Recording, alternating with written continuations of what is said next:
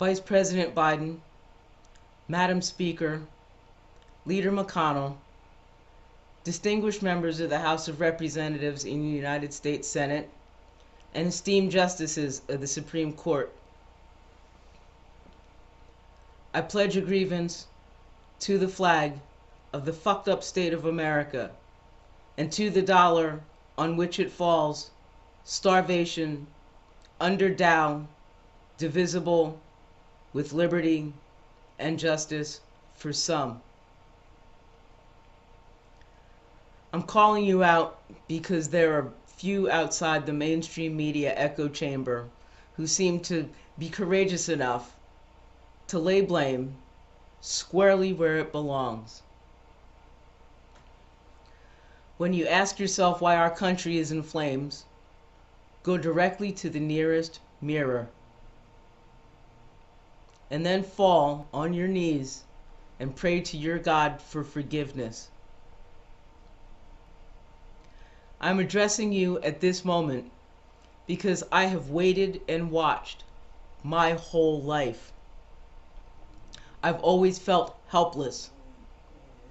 I've always felt there was something I should be doing, but I didn't know what to do. But now I'm done waiting. I'm done watching. And all I have left are my values, my voice, and my vote. And if I'm going to use my voice, I might as well speak for those who are never heard. I'm speaking for minorities, women, the homeless, the long-term unemployed, poor working families, the disabled, the mentally ill, and the LGBTQ community. I speak for everyone who didn't slip off the ladder, but were pushed off. I speak for everyone everywhere who will lose someone because a loved one, unmasked, in a pandemic, took to the streets because they felt the final straw and felt the urgency to fight for justice and equality. And instead of going through the usual channels and being ignored, I figured I would use the technology that has built the wealth of the billionaires and millionaires and go right to the source. You. You are the source of the flames. I'm addressing you at this moment because there are too many of you who have been in office for far too long and have done nothing but line your own pockets and grab onto some hollow idea of power and abdicate the responsibilities that came with it. Some of you have been sitting in your seats since I started voting 33 years ago. One of you, I voted for the first time you ran, the first time I voted. And I voted for you every 2 years until I moved out of state. When some of you became representatives around that same time, I saw you as champions. I was a fan, especially of yours, Speaker Pelosi, and you, Congresswoman Feinstein,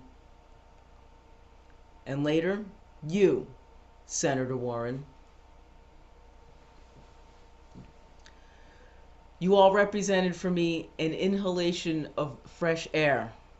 You offered the promise of change and prosperity.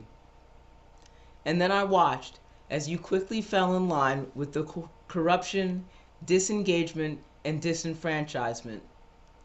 I watched as the political machine systematically drowned out voices of the people whose votes and hopes for Senator Sanders were tossed away and still go unheard under the megaphone of the promise of change. I've watched while you moved away from being representatives of the people and moved towards being representatives of corporations and millionaires and billionaires. I watched as you all became instrumental in bringing out the worst of America. You had one job. You swore an oath on the Bible when you accepted that job.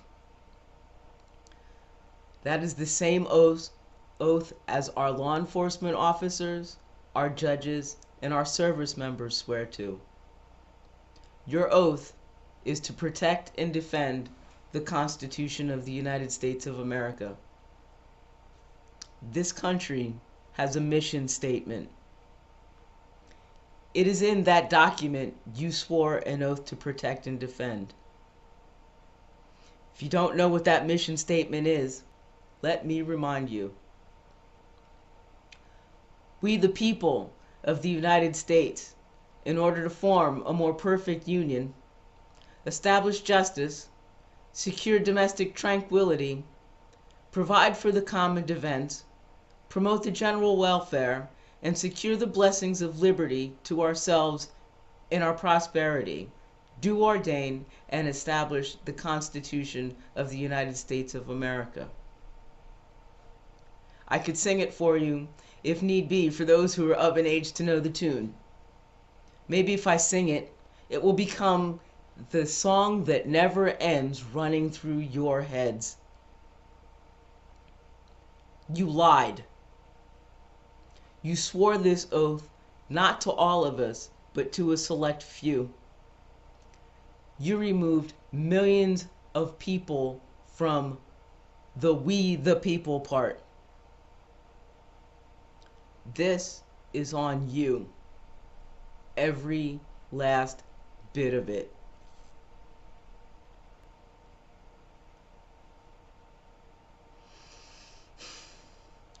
Some of you have had more than 30 years to prevent this. It is your greed, your inaction, and for some, your blatant racism that stacked the tinder, lit the match, and threw it on America. I know you hear us, because you again and again and again promise change. We've been told to have hope. We've been told the change is coming. This is all a distorted illusion that you push on the American people as if it were crack cocaine. Everyone knows it's bad for us and will do nothing to change our situation, but we still indulge anyway. How dare you blame the people who are fighting each other on social media and in the streets? How dare you talk about unity when you are sowing division in homes and neighborhoods around the country? How dare you blame African Americans, indigenous people, Hispanics, and immigrants for the situations that they're in when it is you who have fostered the conditions that kept them there? How dare you continue to turn a deaf ear decade after decade after decade? This is on you. How dare you blame African Americans for being poorly educated when you continually allow money to be funneled away from their schools and gleefully allow children to go hungry, too hungry to learn? How dare you look at the violence in poor communities yet continue to allow their water to be filled with lead, knowing that lead causes neurological deficits that lead to learning disabilities and violent behavior? This is on you. How dare you throw pennies at the very people who make this economy function? The people who manufacture the products, sell the products, raise the animals, slaughter the animals, grow the vegetables, pick the vegetables, process the food, and generally eat shit from the companies they work for and the banks that look down on them. How dare you deny the hardworking people a living wage and some money in the bank to make it through an emergency or buy the products that they make, grow, process, and sell. How dare you, without regard for millions of people and thousands of small businesses, give trillions of dollars to gigantic corporations during a pandemic? How dare you force desperate people into the decision of going to work and getting sick when you refuse them health care?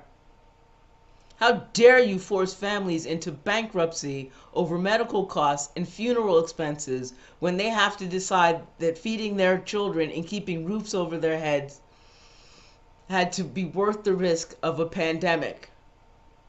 How dare you, year after year after year, allow families and veterans to become homeless? How dare you allow for the criminalization of African Americans and refugees fleeing danger and war all over the world? Wars caused by the consequences of the actions that were condoned and sanctioned by you. How dare you drive us further into slavery for the wealthy and blame the least among us for it? How dare you allow a corrupt criminal enterprise to operate from the White House without holding any involved truly accountable? How dare you? How do you hold yourselves accountable for allowing the president to turn our allies into enemies and our adversaries into allies? You are soldiers and associates complicit in the racketeering and pillaging of our lands and our livelihoods. Make no mistake, this is on you. For my entire life, our government has offered an illusion. American citizens and voters became addicted to it enough to continue to vote for that illusion. Well, it seems as though we've broken our addiction to the illusion of the promise, of the illusion of change. And now you don't even bother to hide this horrific agenda to further marginalize, divide, and profit. This is the only bipartisan agenda that you have. The curtain has been lifted, and you can't cover it up any longer. We know that your theatrics of being adversarial are just for show. We know that behind closed doors, you are meeting with the same donors, the same CEOs, and the same Wall Street thieves who are robbing people of their retirement funds, their college funds, and their homes. Decades of murder of innocent, unarmed black men and women are on you. Children dying in cages is on you. People living and dying on the street now and into the future are on you. People dying needless deaths are on you. The poisoned air and the effects of global warming that your grandchildren and your great-grandchildren have to live with and die with are on you. Every flood, every hurricane, every wildfire, every drought, every severe weather event that could have been lessened, and the subsequent death and destruction, they are on you. You have known all the years in office that fossil fuels are causing devastating effects to the environment. And yet you continue to take bribes from those companies so that they could continue to pollute. You supported every war whose ultimate intent was to seize the oil. Every death, every lost limb, every orphan, and every case of veteran PTSD is on you. Every life lost and every community forever scarred by mass shootings, they are on you. Every law that you passed that took from the health and safety of hardworking Americans and put it in the pockets of CEOs and billionaires, every law that you didn't pass to eradicate the generational poverty that is growing. This rampant inequality is on you.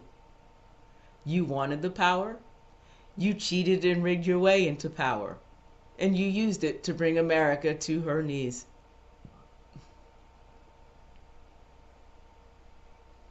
I speak as the child of a police officer. He served and protected the community that he was raised in and he lived in his entire life. He served not only as a law enforcement officer, but as a medical first responder and a volunteer fireman. He treated people fairly and with compassion. He fortunately passed away before he could witness the militarization, rampant racism, and disregard for human life that has grown so perniciously in law enforcement. I was never so proud of my father as when he put on his uniform and left the house. And I knew every time he left the house that it might be the last time. And it might have been the last time I would see him alive, despite living in a sleepy suburban town. I have always treated law enforcement officers with the same respect for the uniform that I gave my father.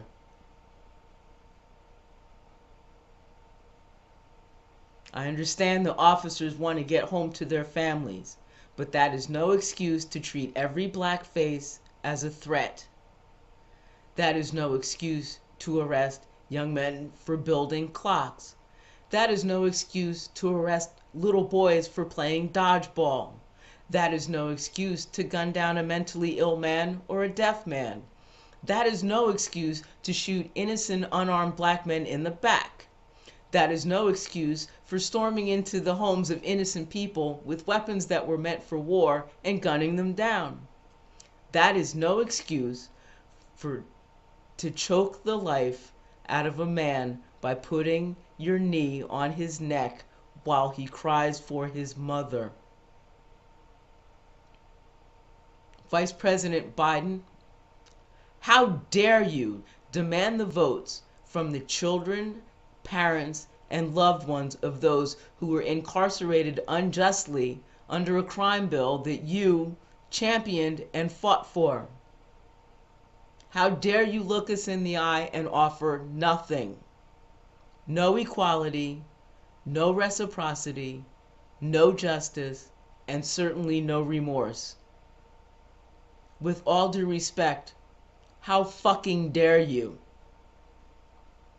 It wasn't long ago that you said that people didn't want a revolution. Well, here we are. And how have you responded? With the illusion of the promise of the illusion of change. As someone who was instilled with the values of treating all people with dignity and equality, and who believed in America and in the representatives that we elected, I truly believe you have failed to uphold your oath. You have in fact rendered the Constitution horrendously ineffective, the Bill of Rights exclusionary, and you have extinguished the light that America once was in the world. You persist in disrespecting every man and woman who took that oath and served honorably, reverently, and without reservation. You do great dishonor to those who gave their lives on that oath. The year I was born, I was promised a great society, as were my peers who were being born into poverty. I was born into a middle-class family. I was told that if I work hard, I could own my own home.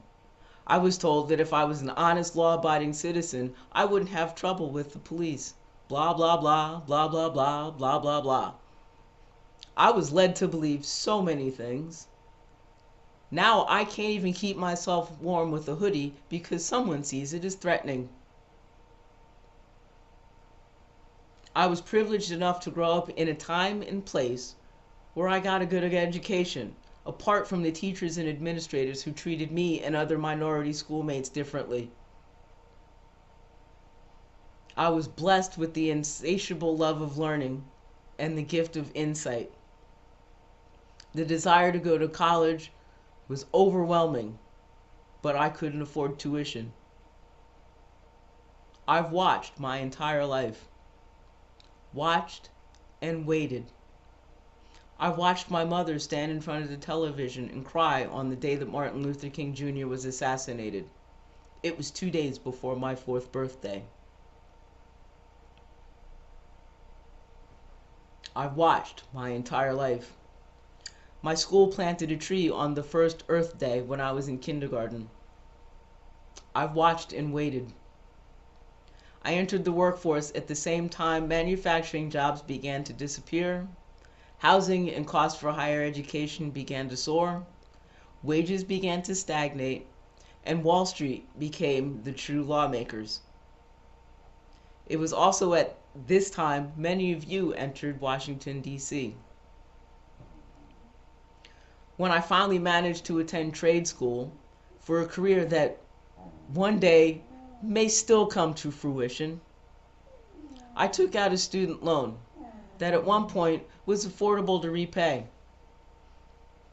Working double shifts and 2 jobs was almost never enough for me to be able to live without roommates. There were 3 years in my entire life that I was even close to being able to own a home. And then the economy crashed. Again. And the jobs in the field that I was doing so well with, they were outsourced. I spent 3 times as much time applying for jobs and getting no answer that I would have had I actually been working. I have not recovered since. That was 2001. I still owe that student loan. It's very hard to make payments working the only low-wage jobs I was lucky enough to get. Or when I was unemployed, which was even more pervasive. It's also very difficult to go back to school when you have an outstanding loan that is years in default. But even now, I have the skills to be on the front lines, doing what I do best, delivering food and essentials to people. But I can't, because I lost my license for no other reason other than I am poor. I have watched district campaign offices remain empty for entire election seasons. They were in storefronts that were once thriving small businesses in largely minority communities.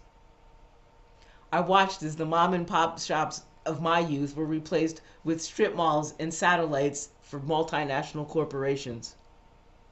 And the factories that were the hope for the American middle class dream of my peers were replaced with McMansions and unaffordable housing. I have watched while prisons became packed with Black, Latino, and poor men and women. I grew up with people who went to war. And there have been few years in my lifetime when we weren't engaged in conflicts around the world. I watched as our image to the rest of the world has devolved to where we are seen as barbaric and inhumane. I spent my entire life under the crushing weight of systemic racism and oppression. I've been homeless before, and if not for the support of people of all races and religions, I would be homeless now. I've always voted, as I have been privileged enough to always live where suppression is not an issue. For a very long time, my polling station was a mile away from my home. I never had to wait more than 10 minutes in line. The poll workers had watched me grow up, so I never had to prove who I was. Now I live in a state that votes by mail. I didn't slip off the ladder. I was pushed off. I'm still waiting for that great society.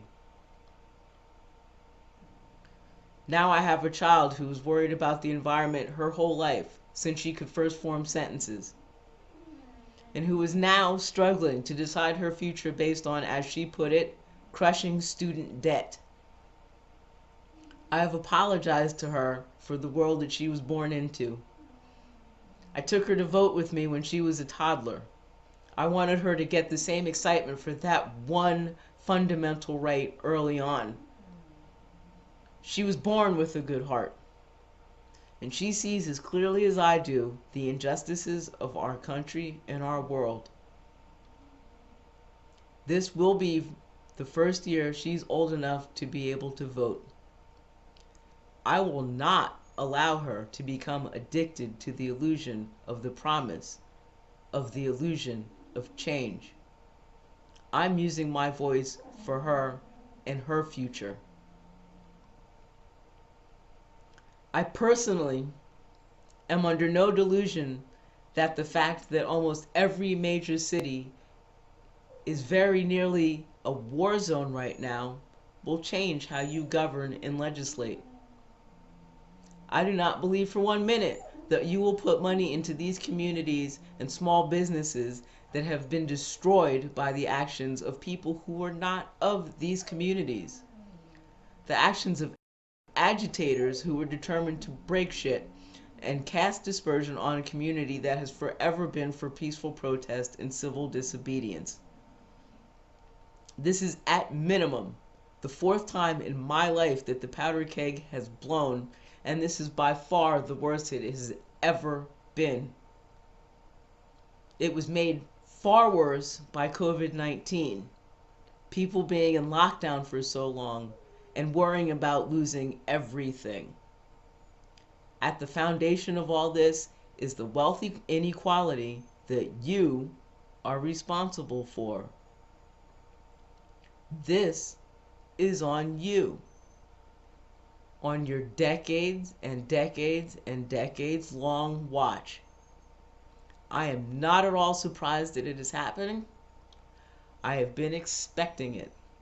The only thing that is surprising is that it didn't happen sooner. The only true and honest leaders we have left are those who speak for those who have been voiceless for generations. Those who want to do right for the people and do not participate in bribery from corporations and super PACs. All of you who have been in Congress for decades, all of you who've stirred the flames, all of you who have turned the Constitution into a weapon to be used by the very rich, your days of wanton disregard, disrespect, disenfranchisement, and abject guilt will very soon be behind us all. We the people vow to remove you from office. We will weed out all the well-connected and replace you with the community-connected. People who believe in the mission statement and will fight to restore what could have been and make it a reality. We will replace you until Congress looks like the face of America, as it should be. Let me be very clear. This is not a physical threat. Violence is never the answer. But being the warring society that we are, we keep trying to make it the answer. This is a political threat, while we still have the right to vote. Thank you, and I yield back my time.